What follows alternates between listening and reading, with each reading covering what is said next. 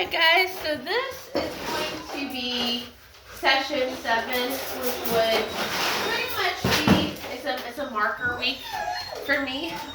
PC, no, beat it up, go ahead. So when I'm working with dogs, and I'm sorry my voice is kind of, I'm coming off of a really bad cold that's becoming a lung thing, it's bad. Anytime I get any kind of head cold, it always becomes a lung thing. But we are going to be talking about our landmark stuff. So 7 days. If I was doing like a board and train or something like that, you know, this would give me a chance to kind of evaluate where we are, because the next week we're going to be talking about starting to do off-leash recall. And that would be a very huge part of what we're doing and starting to go places, stuff like that. And introducing a place command, which is pretty big. So what I want to do is, I want to actually start him, really, Phoebe? I want to start him with some downs. And the reason why I want to start him off doing this, you see how he's pulling really heavily? So last time, if you go back and review our last session, I started him off doing sit stays, but I want to start him off doing downs because I don't want him to think that every time we start, it's going to start this way, right? So you want to start with, when you're training, start with repetition, but at some point, you want to kind of back away from the repetition, and you want to start kind of changing things up gradually. Number one, it's going to show you what your dog actually knows, but number two, the way to really truly chain link behaviors together is going to be kind of doing them backwards. So, because your dog, again, they're masters at memorizing patterns. And so you want to change that up by saying, hey, we're going to do this first instead. Now again, like if he struggles with this, you know, we might change it next time. So he's going too far forward for me. I don't like that. So he's still pushing.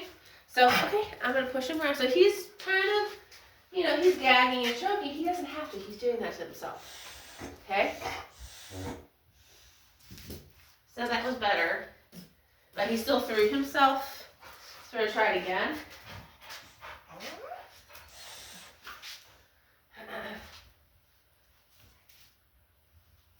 There you go. That was a little bit better.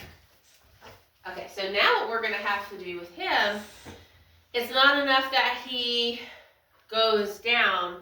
Now he actually has to stay down. Okay, so I'm going to put him get him in another circle. Okay. We're going to put him here. I'm not going to reward him yet. So he's going to go down. He's going to pop back up. I'm going to push him down.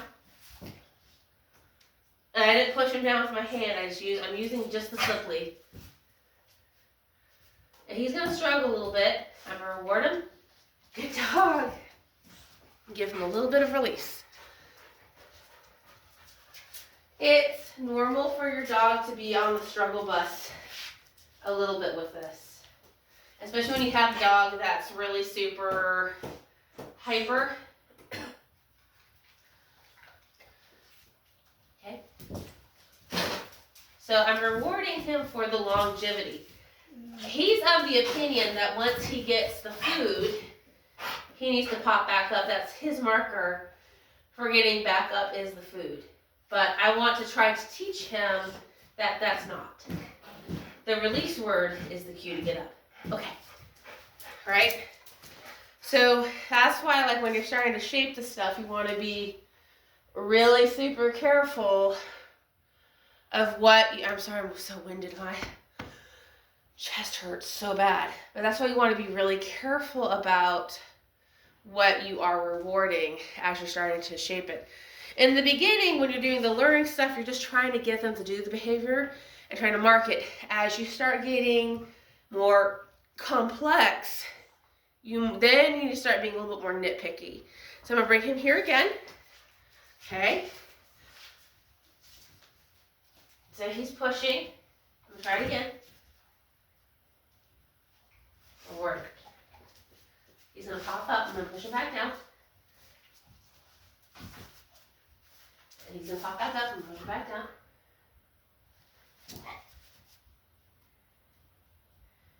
He's ready. Okay, good job. So I'm gonna give him a play break for that. That's hard for him, guys. That's really hard. It's a hard thing, isn't it, buddy? It's very hard. It's very difficult.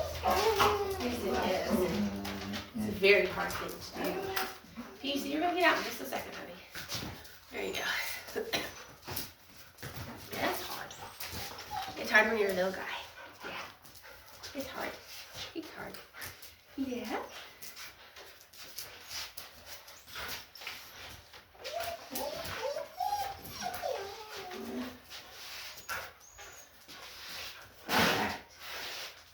Good boy. Yeah, he's actually really been enjoying playing, so that might be something in our upcoming week we might want to talk a little bit more about. So I'm going to give that down thing a break because I like to have a couple different things to work on the dogs with. So again, we're not beating the same thing into them, making it boring. We're going to change it up. Okay, here. Sit. That's okay. Come here. Here, sit.